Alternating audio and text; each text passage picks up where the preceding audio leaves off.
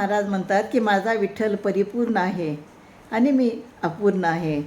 तर काय म्हणतात बघा, काय लवन कनी केविन एक क्षीरसागर माही एवढी अडचण नारायण मजविन कुबेरा अट्टहासी जोडी काय कवडी कारणे तुका म्हणे काच म्हणी कोण गणी भांडारी.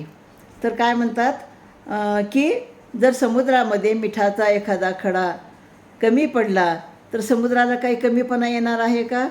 समुद्राचं पाणी आहे तसंच राहणार आहे. तसेच मी नसलो तरी नारायणाचे व्यापक स्वरूप काही कमी होईल काय? नाही होणार. कुबेर मोठ्या प्रयत्नाने धन जोडतो, पण त्यातील एक कवडीसाठी तो तडफडेल काय? नाही तडफडणार.